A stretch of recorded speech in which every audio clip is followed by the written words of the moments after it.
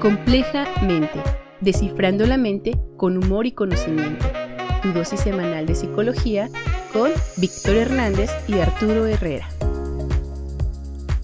Hola, ¿cómo estás? Soy el psicólogo Víctor Hernández. Espero que estés teniendo un día de maravilla. Cuéntame algo. ¿Alguna vez te has sentido inferior a los demás? ¿Te comparas constantemente con las otras personas o te sientes menospreciado? Si es así, es posible que estés luchando contra el complejo de inferioridad. El complejo de inferioridad es un problema psicológico que puede afectar a personas de todas las edades. Se caracteriza por una sensación persistente de inseguridad y falta de autoestima. Las personas con complejo de inferioridad pueden tener dificultades para creer en sí mismas y en sus habilidades, y esto las puede llevar a evitar tomar riesgos o nuevos retos. Sin embargo, con la ayuda adecuada, tú puedes superar este problema y desarrollar todo tu potencial. En este video, 3 expertos en psicología te vamos a hablar acerca de este complejo. Hablaremos acerca de sus causas, sus síntomas y además, qué podemos hacer para superarlo. Además, aprenderás una estrategia para desarrollar tu autoestima y mejorar con ello la seguridad en ti mismo. Así que si esto te interesa, comenzamos.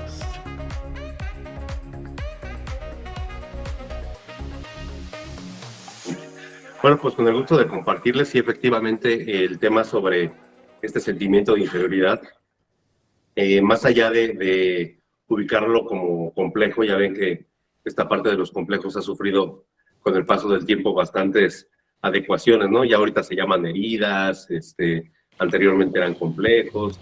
Entonces, de alguna u otra manera, conforme va evolucionando y pasando el tiempo, pues este tipo de situaciones o acotaciones que se hacen pura y meramente desde la situación o desde el encuadre clínico o terapéutico, pues igual van cambiando, ¿no? Sin embargo, este complejo de inferioridad tiene mucho que ver con, lo comentaba con Arturo, previo a esta plática, tiene que ver a lo mejor como un común denominador de muchos pacientes, ¿no? Entonces, de aquí que llame la atención, no nada más el disertarlo, sino incluso comentar un poquito acerca de él. Toda vez que el complejo de inferioridad al final del día es una percepción refleja en cada uno de nuestros pacientes. Si no en todos, sí es cierto que muchas de las personas, aunque no vienen por ese motivo o ese motivo clínico, vamos platicando con ellos, nos podemos dar cuenta o podemos ubicar que hay ese sentimiento de inferioridad, ¿no? Entonces, a la postre de esto, tendríamos que comenzar, o me gustaría empezar por platicarles un poquito acerca de que este sentimiento de inferioridad tiene que ver con una percepción. La percepción que nosotros tenemos, más allá de esta dialéctica, a lo mejor que se puede antojar para este tipo de cuestiones o de temas, tendría que ver precisamente con aquella imagen o aquella situación que en determinado momento yo percibí y sobre la cual tuve que hacer una adaptación. Normalmente las adaptaciones que vamos haciendo como un recurso precisamente para salir adelante o avante de ciertas situaciones, pues son adaptaciones que si vamos nosotros ubicando una línea de vida, una línea del tiempo, pues esas adaptaciones irán sumando precisamente a lo que sería muy posiblemente la percepción que en su momento tuvo la persona. Y esto, a la postre del tiempo, pues evidentemente se puede convertir en lo que llamaremos después un complejo, podría ser, ¿no? Entonces, a partir de aquí, vamos a recordar nosotros que la percepción, toda vez que es subjetiva, va adhiriéndose a lo que sería un personaje, que otros autores la llamarían personalidad, ¿no? Ahora, ¿qué ocurre con la personalidad? Bueno, pues muchos psicólogos, desde la perspectiva individual, te van a decir que la personalidad va formando una unidad y acaba siendo coherente esa unidad con uno mismo. Entonces, cuando esta unidad y esta coherencia de la personalidad o personaje se vuelve o llega a tener a lo mejor tanta relevancia para la persona, es de ahí que la persona supone de alguna forma que ya, o da por hecho que ya es así. Entonces ya tiene un complejo de inferioridad o ya tiene un sentimiento de inferioridad, ¿no?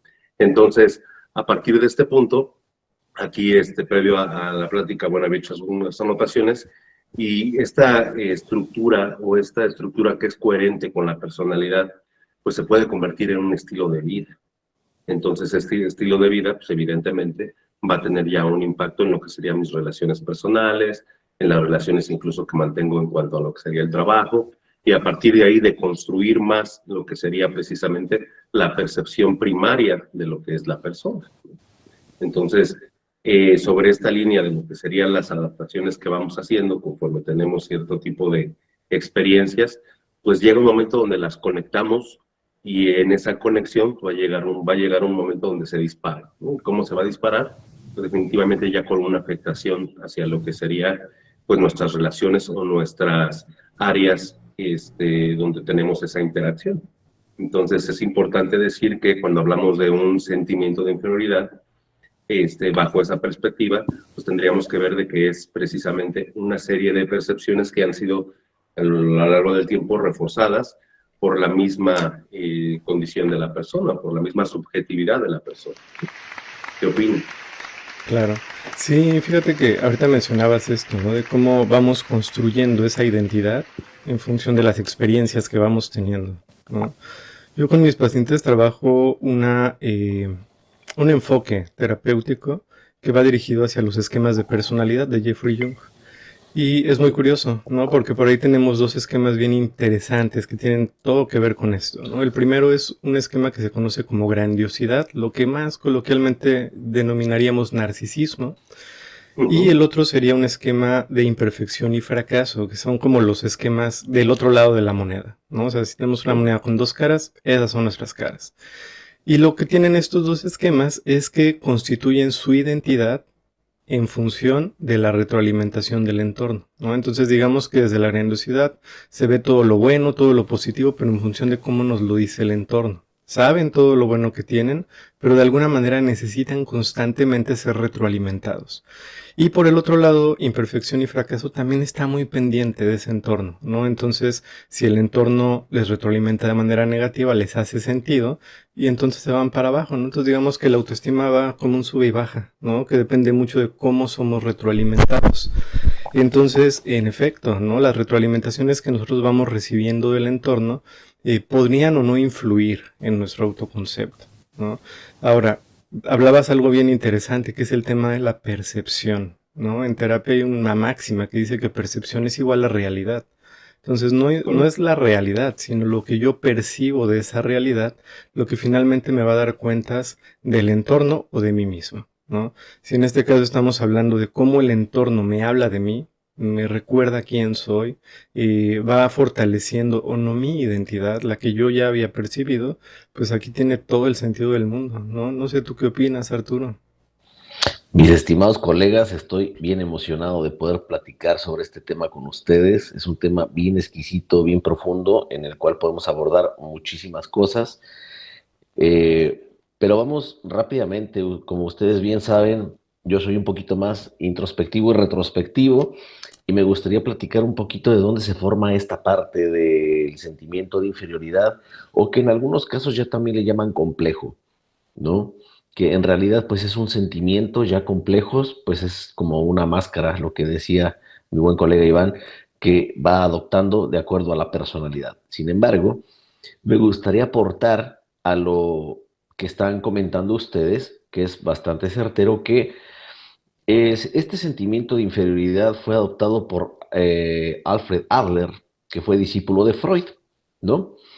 Y él describía que en la infancia existen tres tipos de educación no adecuada para que este tipo de situaciones vayan de manera progresiva. Y esto quiere decir que cuando existe una educación en casa que viene siendo una educación demasiado autoritaria en la que tú te callas y escuchas a tu padre y te callas porque soy tu madre, ¿no? Y no me mires a los ojos y cuando yo te hablo te miras para abajo y aquí tu palabra no cuenta porque el papá soy yo o la mamá soy yo. Entonces empiezan a minimizar al ser. Y este ser, pues es un niño que va creciendo y va creciendo con todas estas situaciones. Bien, no nos vamos a meter en materia psicoanalítica, pero lo que Freud mencionaba en este aspecto de que infancia es destino, pues no está tan alejado de la realidad de lo que estamos viviendo. Entonces, retomando que la infancia tiene este proceso de crear raíz para que en la adultez tengamos este tipo de conflictos, pues reside precisamente en esta parte de complejo de inferioridad cuando existe una educación demasiado autoritaria. La segunda de estas es una educación demasiado permisiva, en la cual pues los papás todo les permiten y los hijos pues ya no toman como un no como respuesta y que precisamente son muy altivos o que ya no toman respeto hacia las personas mayores y que de repente empiezan a crear este tipo de sentimiento a través de superioridad, pero en realidad no es una superioridad, sino que es una inferioridad escondida a nivel inconsciente. Y la otra es una educación demasiado sobreprotectora, en la cual obviamente los papás todo le hacen a los hijos y los hijos de repente ya no saben cómo reaccionar frente las adversidades de este mundo. Bien, entonces, retomando todo este tipo de cosas, imaginemos que hay personas, y ahorita les voy a hacer una pregunta demasiado personal, a ver el que me la quiera contestar, o estaría genial que me contestaran los dos, cada quien en su punto, que todos hemos pasado por este sentimiento de inferioridad. Personalmente yo pasé por este sentimiento de inferioridad, cuando yo veía amigos que jugaban mejor al fútbol. A mí me encantaba jugar al fútbol, pero no era muy bueno y había mejores que yo. En la clase siempre te opacaba el que era mejor en algunas materias, ¿no? El que en la colonia traía la mejor bicicleta o los mejores tenis. Entonces, a partir de ese entorno social empiezan a aparecer esas carencias emocionales y que son bien conflictivas para poder mirar a la adversidad del mundo y decir, eh, no, hazlo tú, es que yo no puedo, no, es que tú lo haces mejor. Bueno, tal vez aquí haya un sentimiento de inferioridad que no estás despertando en la totalidad porque esto a nivel inconsciente pues nos va creando esas inseguridades. En algún momento de su vida, mis queridos colegas, han tenido este sentimiento de inferioridad. Claro, bueno, yo sí lo he presentado, definitivamente. Y, Iván, Sí, por supuesto, incluso en abono a lo que comenta Arturo, por ejemplo, yo creo que hay momentos donde precisamente en esta construcción que vamos haciendo de nuestra identidad, llámese después personalidad, pues efectivamente nos vamos encontrando con aciertos y desaciertos, ¿no? Nos vamos encontrando obviamente y reconociendo nuestras limitantes, eso es muy importante. Y es precisamente, perdón, es precisamente en esta comparación donde uno puede perderse, ¿no? Donde uno puede obviamente comenzar a sentir esa percepción primero que nada y después obviamente evolucionar a esa sensación o sentimiento de inferioridad. Entonces yo creo que todos en algún momento dado, porque es parte de.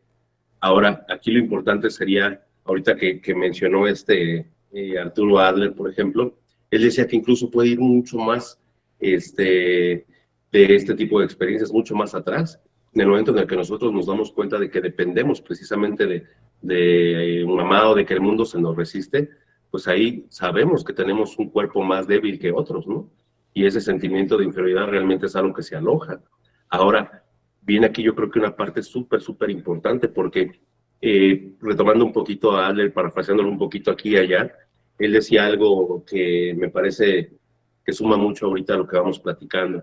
Él decía, por ejemplo, que llega un momento donde tomas de alguna manera esa ventaja o tomas a lo mejor esa, por llamarlo de alguna manera, conciencia de que eres inferior o tienes limitantes, y ahí va a haber algo, una lucha por el éxito o una lucha por la superioridad, ¿no?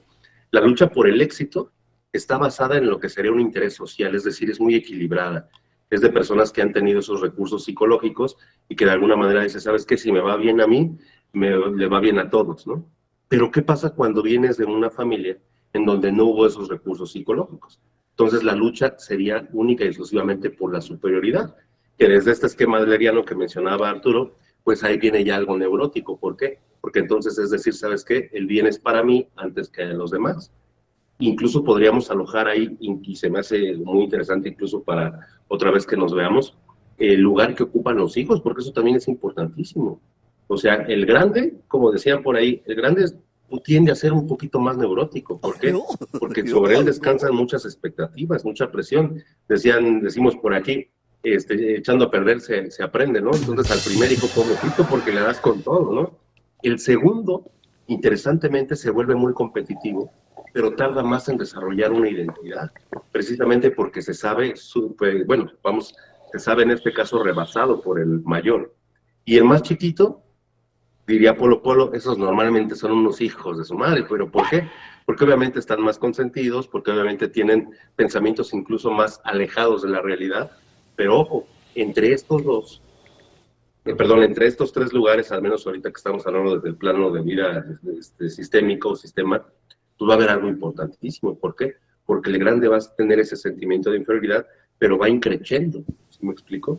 El de abajo entonces dirá, ¿sabes qué? Voy a ser más competitivo, pero me logra, o no termino por crear una identidad. Y el de abajo va a decir, si todo me resuelven, cuando se enfrente a la vida, pues también ahí se va a apuntalar un sentimiento. Eso en familias neuróticas, ¿no? Ahora, la proyección hacia el futuro, ¿cómo sería? ¿Cuántas personas conocemos en nuestros trabajos donde dicen, ¿sabes qué? Primero yo, después yo y al último yo. Es un sentimiento obviamente de inferioridad basado en una lucha por la superioridad. Sin embargo, una lucha por el éxito basada en el interés social, es una persona quizá más equilibrada donde diga, ¿sabes qué? Para algunas cosas puedo sumar, en otras a lo mejor me toca apoyar, y está incluso hasta basado en lo que sería el criterio del trabajo en equipo, ¿no? Entonces, ¿hasta dónde puede llegar a permear este tipo de cuestiones? Eso se me hace sumamente importante e interesante comentar. Claro, y yo creo que para eso hay una solución, ¿no?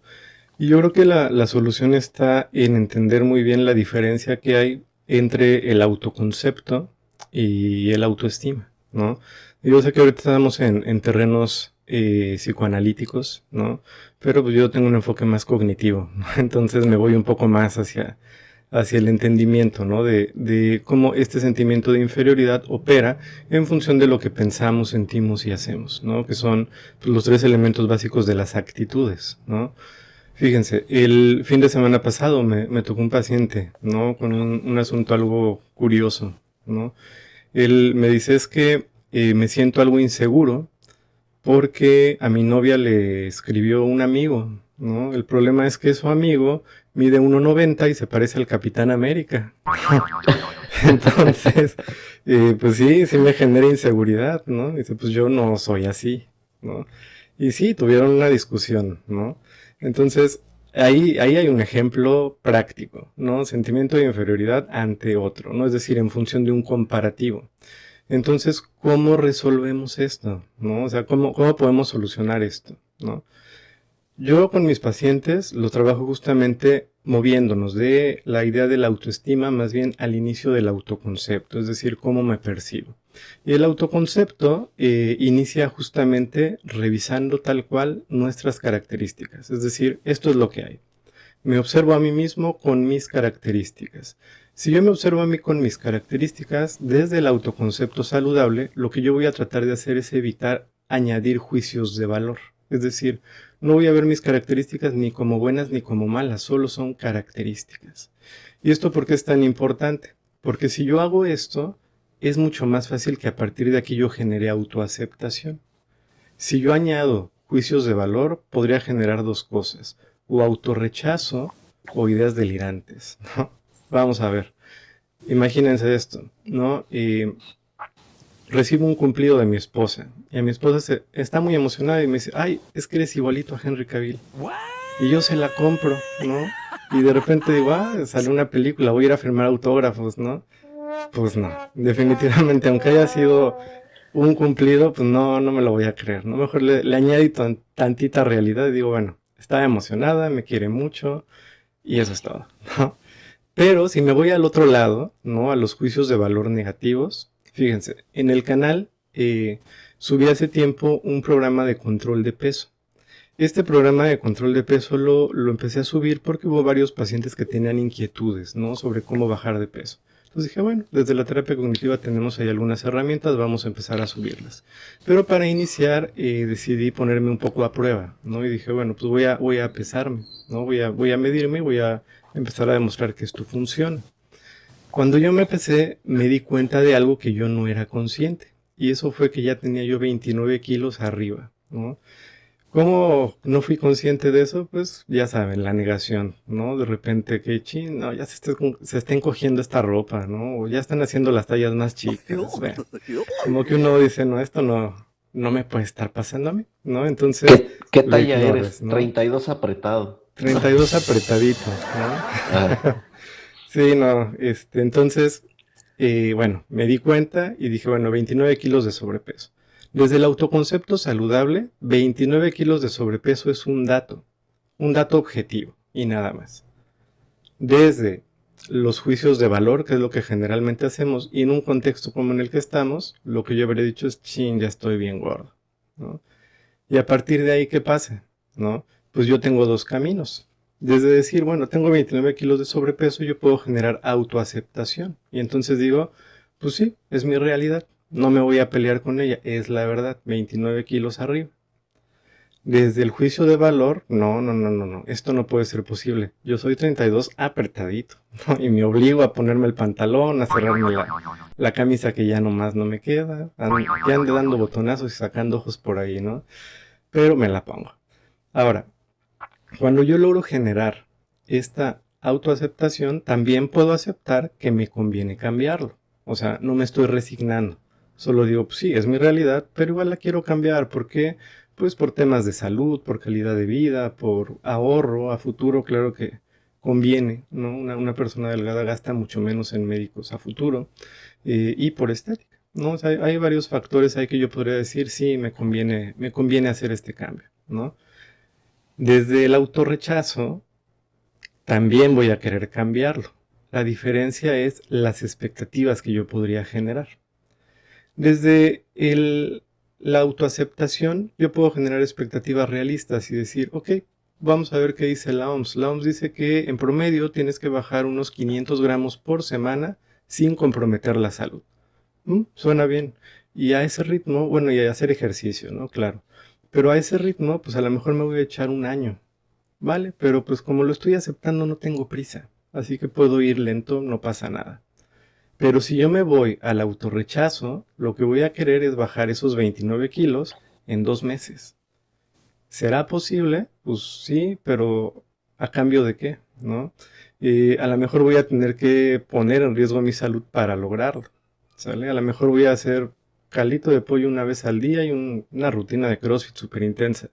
Dos cosas que conociéndome seguro ni siquiera iba a aguantar. Entonces lo iba a abandonar en 2 días, ¿no?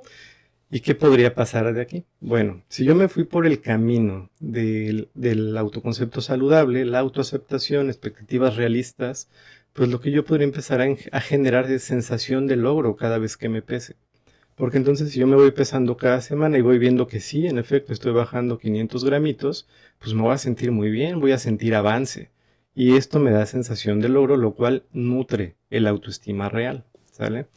Por el otro lado, si yo me voy por el autoconcepto negativo, genero el autorrechazo y a partir de ahí mis expectativas son tan poco realistas que no lo consigo, pues lo que voy a generar es sensación de fracaso y probablemente genere una falsa aceptación, que más bien es resignación, ¿no?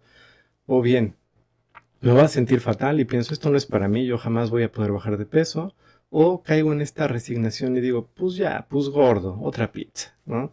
Y me la como. Entonces, estos dos caminitos son cruciales para poder vencer ese sentimiento de inferioridad, ¿no? Del paciente que les comenté, ¿no? Él, claro que tenía un autoconcepto negativo, ¿no? Solo porque el otro chico se parecía al Capitán América y él no. Bueno, está bien, a lo mejor por ahí no hay mucho que hacer, pues cada quien es como es, ¿no? Pero entonces vamos a ver, ¿no? En las expectativas, ¿no? En el tema de expectativas, si yo ya reconocí que esta es mi imagen y no me parezco al Capitán América, como pareja, ¿yo qué más puedo dar? ¿No? Soy un buen escuchador, soy un buen proveedor, soy un buen amigo. ¿Qué más aporto más allá de parecerme o no al Capitán América? ¿Sale? Y entonces desde ahí, pues, ¿cuál sentimiento de inferioridad? Si yo me doy cuenta que soy un partidazo más allá de la imagen, pues ¿por qué tendría que tener inferioridad? No sé ustedes qué opinan. así es, Vic. Mira, esto que estás comentando es básicamente nivel social y cuando nosotros nos embarcamos en esta aventura que se llama sociedad, cuando somos niños, emprendemos desde la etapa escolar un nuevo universo que sale del entorno familiar. Ya papá, mamá ya nos dijeron que no, no, no, no, no para todo. Entonces llegamos a un lugar a donde nos encontramos con diferentes personalidades que se están formando, al igual que la mía, cuando éramos niños, y de repente te das cuenta que lo que a ti te reprimen a tu amigo sí le dan chance, ¿no? O de las cosas que a ti te dan permiso, se te hace raro decir, ¿y por qué a ti no te dan permiso de esto? Pues a mí sí. Entonces empieza uno a crear este tipo de situaciones de inseguridades que si no son tratadas de alguna manera consciente, pueden llegar a tener pensamientos bastante negativos, como lo decía Iván hace un rato, que pueden llevarte incluso a una desvalorización personal, a una baja autoestima y en extremos casos, pensamientos suicidas. Que me he encontrado con casos de pensamientos suicidas porque dicen, es que yo no siento que le sirva al mundo. ¿Pero por qué sientes eso? Bueno, es que las demás personas son buenas para esto, yo no soy bueno para esto, yo prefiero que las demás personas hagan esto por mí. Y también me he encontrado el caso contrario. Fíjate qué curioso.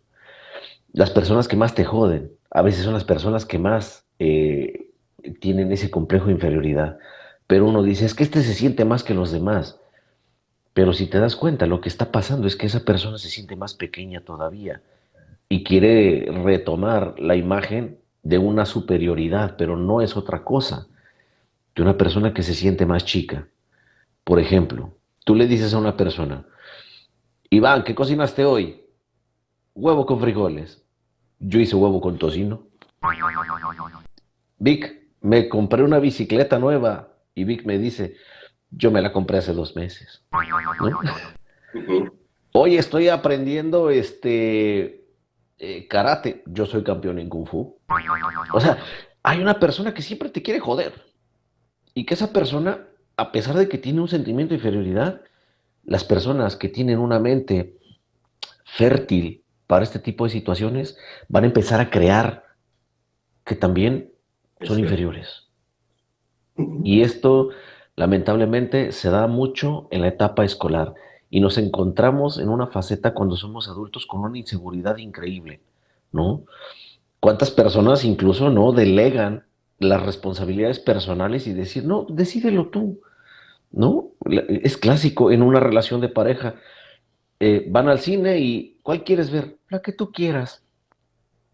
Ah, cabrón, pues a mí me gustan las de karate, ¿no? Me gusta ver al Jackie Chan repartiendo chingadazos.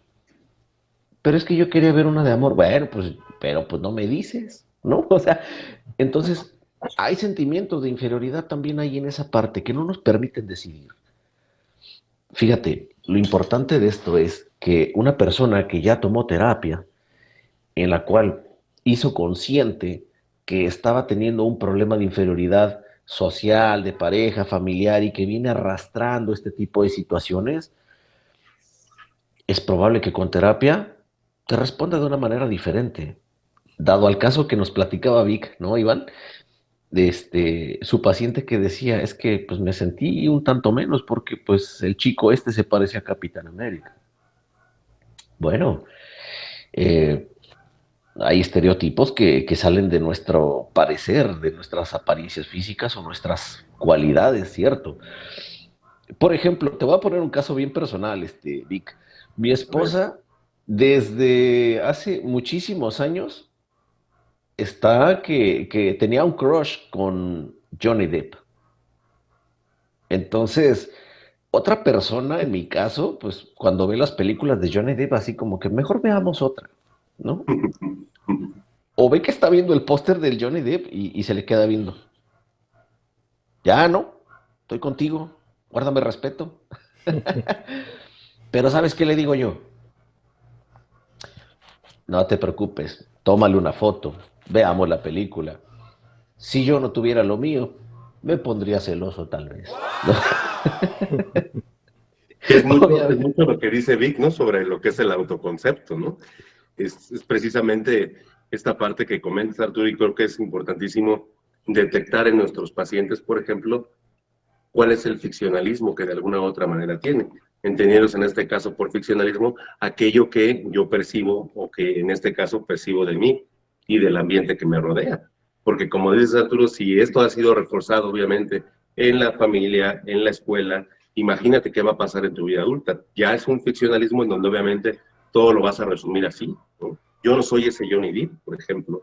Yo no soy ese Capitán América. Soy más bien tirándole a la mole o algo por el estilo, pero de alguna manera este ficcionalismo ya en terapia, pues se tiene que trabajar directamente con qué, pues con esos recuerdos, con esos programas, con esas acentuaciones que tuviste desde la percepción. Ahora, si nos tiramos hacia lo que es un estilo de vida basado en este sentimiento de inferioridad, ojo, recordemos que hay algo que tenemos como seres humanos y es padrísimo y es ese poder creativo, ¿no? Es un poder creativo que en muchas de las ocasiones nos limita hasta que nos damos cuenta que ahí está, ¿no? Entonces, es precisamente a partir de ese momento donde nosotros podríamos hacer una adecuación, hacer a lo mejor un cambio, ¿no? Si mi esposa tiene un crush con Johnny Depp, por ejemplo, como bien dice Arturo, a lo mejor en mi autoconcepto yo digo, bueno, ¿yo qué puedo sumar? Como dijo Vic, ¿qué puedo sumar también a la relación? Digo, el Capitán América lo vemos muy bonito en su traje azul, entallado, por cierto, pero al final del día no sabemos cómo sea como persona, ¿no? Johnny Depp igual, digo, ya estuvo en la corte y no seguí mucho el caso, pero digo, de alguna manera hay cosas que como personas vamos integrando. Y es precisamente yo creo que en esta integración donde nosotros como terapeutas, como psicoterapeutas, ¿qué es lo que tenemos que hacer? Revisar de alguna u otra manera en dónde perdió el foco y si es posible, bueno, tiene que serlo, el hecho de que haga una adecuación, un reencuadre o como gusten llamarle, dependiendo la perspectiva con la que estemos trabajando, ¿no?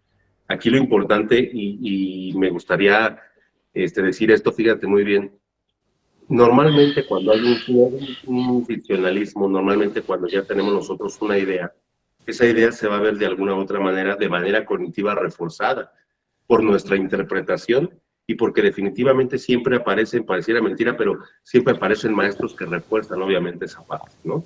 El compañero, el jefe de trabajo, alguna pareja o algo por el estilo. Entonces, en ese ficcionalismo, imagínate que en un paciente le dejamos claro que como nuevo programa, si no puedes ver lo grande en una persona, entonces el pequeño eres tú. No sé, un ejemplo, ¿no? A ver, número 2. Nadie que realmente sea grande puede hacer sentir pequeño al otro, ¿no? Entonces, en este tipo de nuevos programas, nuevas adecuaciones, nuevas lecturas del mundo de la vida, estamos colapsando hasta cierto punto, haciendo que él ponga en pugna esas creencias, ¿no? ¿Por qué? Porque al final ya dices, oye, sí es cierto. O sea, yo soy realmente grande y no voy por la vida haciendo sentir pequeño a los demás, ¿no? Entonces, es este tipo de adecuaciones y su funcionalidad en la vida diaria lo que van a dar fuerza a esta recognición, por llamarlo de alguna manera, ¿no? Y si a esto le sumamos precisamente estas partes, estas tareas o estas directivas ya más a nivel de conducta, pues entonces imagínate, no nada más es creativo, sino aparte vamos a empoderar en este caso al paciente para que vaya utilizando este tipo de reencuadres por la vida en general, ¿no?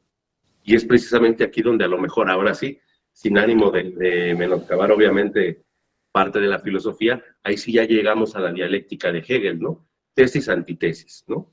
Y después, ¿qué se viene? Pues una nueva tesis y una antitesis. Y al final del día, ¿qué vamos a encontrar aquí? Bueno, pues a lo mejor se va a escuchar ya muy, como decía Vika al principio, ¿no? Muy de Jung, pero vamos a encontrar una apoteosis, ¿no? Que es ese camino obviamente al pináculo del ser humano, porque al final del día, como terapeutas, creo que es una de nuestras principales labores el hacerle saber a la persona que hay un desarrollo, que hay una evolución en ese sentido, y que aquello que él daba por realidad, en su momento, es una realidad que gracias a Dios puede ser alterada por él mismo. ¿Me explico? Y es precisamente ahí donde ponemos la marca ya en el ámbito terapéutico. Sí, y creo que esto que mencionas está genial, ¿no? Porque tiene mucho que ver con el autoconocimiento, ¿no? Pero un autoconocimiento realista, ¿no? Pero también una manera de recibir estas retroalimentaciones, ¿no? Que tenemos del entorno, ¿no? Si bien al inicio mencionábamos un poco de esto, ¿no? Cómo el entorno nos va retroalimentando, ¿no? Que si a partir de comparativos, que si porque yo tengo más que tú, que por si lo que tú quieras, ¿no? Y hay una manera muy práctica de aprender a recibir las retroalimentaciones, ¿no? Si son positivas, las puedo recibir siempre con su toquecito de realidad, ¿no? Pero las puedo recibir hasta como bañito de autoestima me pueden venir bien, ¿no? Y si son negativas, pues lo que voy a hacer es aprender a filtrarlas. ¿Por qué? Porque una retroalimentación negativa muchas veces va a ser una retroalimentación poco objetiva. A lo mejor la persona que me la está dando está enojada, a lo mejor está lidiando con su propio sentimiento de inferioridad y por eso tiene la necesidad de retroalimentarme de ciertos modos. Y entonces yo lo que tendría que hacer es filtrar muy bien esa retroalimentación. Y al filtrarla voy a separar lo que sí es mío y lo que no es mío. Lo que es mío dentro de esta retroalimentación que me estén dando probablemente sea mi área de oportunidad. Y si es mi área de oportunidad, pues la trabajo y podría volverse una fortaleza. Y si no es mío, pues mejor lo dejo a un lado. ¿Por qué? Porque muchas veces cuando aparece el sentimiento de inferioridad nos retroalimentan de manera negativa y perdemos mucho tiempo, esfuerzo, energía tratando de mejorar cosas en nosotros que nunca tendrían que haber sido mejoradas o que ni siquiera está en nuestras manos mejorar, ¿no?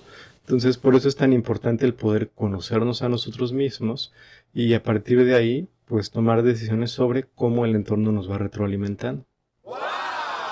Correcto, Vic. Sócrates tenía la frase bastante famosa que decía, conócete a ti mismo. Y conocerse a sí mismo es una maravilla. Conocerse a sí mismo también es ir a terapia cuando tú no tienes las herramientas necesarias para poder realmente autoconocerte por tus propios medios. Entonces ir a terapia es un acto de voluntad, de valor y de amor propio sobre todo. Conocerse a sí mismo es fundamental como para no sembrar estas semillas en tu cerebro que puede ser fértil para creer que, perdón, que puede ser inferior a cualquier persona. Y que también hay que entender que tenemos limitantes. No podemos ser buenos en todo. Siempre tiene que haber alguien mejor que tú. Siempre tiene que haber un maestro sobre ti. Tienes que entender, pero la grandeza de tu ser no va a competir absolutamente con nadie, sino contigo mismo. Eso es lo importante que yo quisiera decirle a las personas que están preguntándose, ¿qué es el sentimiento de inferioridad? Tal vez yo lo tengo. Bueno, si te has identificado con, con alguno de los puntos de los que hemos platicado, pues bienvenido a la terapia. Ahí está el psicólogo Iván, está el psicólogo Víctor o está su servidor que pueden ayudar en esta parte para poder mejorar tu calidad de vida, porque a veces no sabemos que realmente padecemos este sentimiento de inferioridad. Y sin embargo, estamos viviendo la vida así, como el pez que vive bajo el agua. No sabe que está bajo el agua, pero es su modo de vida. Y también nosotros. Vivimos a lo mejor en un sentimiento de inferioridad todo el tiempo, pero desconocemos que puede haber una calidad de vida mejor, conociéndose a sí mismo, no comparándose absolutamente con nadie y viviendo plenamente. Muy acertado lo que comentan. Y viene una situación también aquí interesante que pasa cuando seguramente incluso hasta a nivel etnopsicológico, también por ahí llevamos arrastrando, ahorita que mencionabas a Jung, ¿no?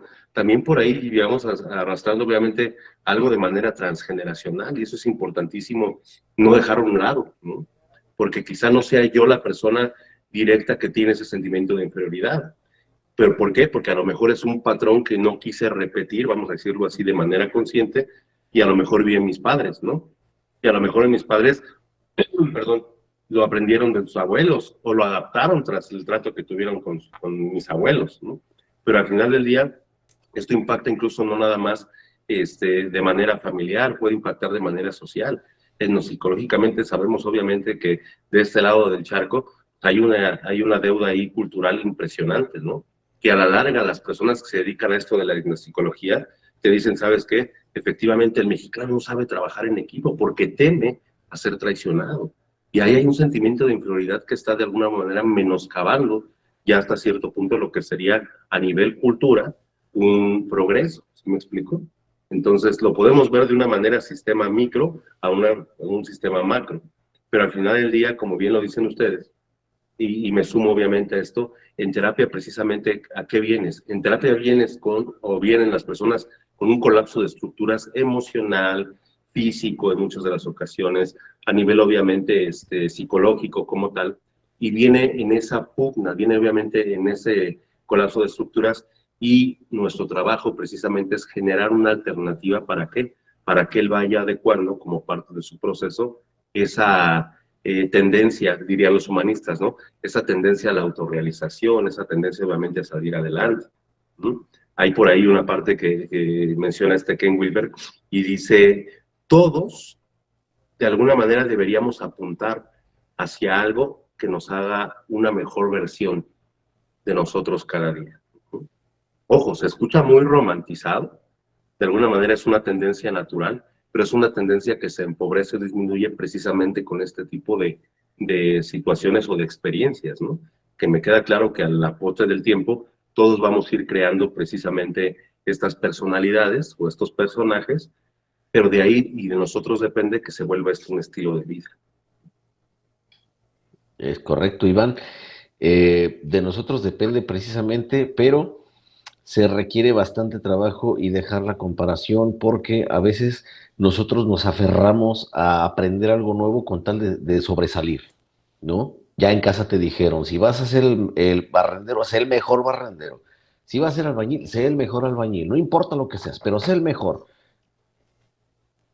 Eh, pues ya aquí ya tienes una frustración porque todavía no empiezas un camino labrado, a labrar, perdón, y ya te están cayendo las pedradas de que tienes que ser el mejor. ¿Y qué pasa si no logras ser el mejor? Te vas a sentir inútil y además estás defraudando al viejo, O soy ¿no? alérgico al polvo, ¿no?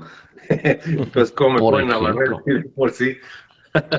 Exacto. Claro. Por eso decía hace un rato, ¿no? Hay que aprender a conocer nuestras limitantes, hay que aceptarlas, como bien decía Vic, desde el enfoque cognitivo, conductual, lo cual a mí se me hace una maravilla que Vic haya aportado esta parte bien, bien fundamental en decir, bueno, voy a conocer cuáles son mis limitantes y voy a aceptarlas tal cual soy, ¿no? Voy a trabajar en otras de mis áreas para mejorar por mí, pero no voy a trabajar a lo mejor como decías, ¿no, Iván? Soy alérgico al polvo, pero me voy a aferrar, ¿no? Y al rato voy a traer unos ojos así como todos hinchados, la nariz estornudando todo el tiempo y voy a estar todo jodido solamente porque quiero aparentar entre los demás que sí puedo. Sí, sí puedes. Sí puedes, todas las personas pueden. Cuando se esfuerzan, todas las personas pueden dependiendo también sus limitantes, porque tampoco hay que romantizar lo que dice el coaching. Claro.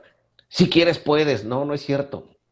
No, no es verdad. No, no, si quieres, no, no puedes. No, hay cosas que te limitan, ¿no? O sea, hay personas que dicen, pues yo puedo trabajar en construcción. Pues sí, viejo, pero tienes la espalda toda jodida, no puedes, ¿no? Entonces, hay situaciones que nos limitan y por tal hecho, pues tenemos que aceptar las cosas tal cual son.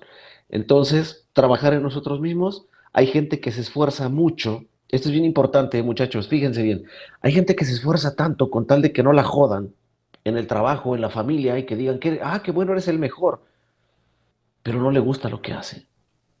Yo creo que ustedes como psicólogos también se han topado con esta parte.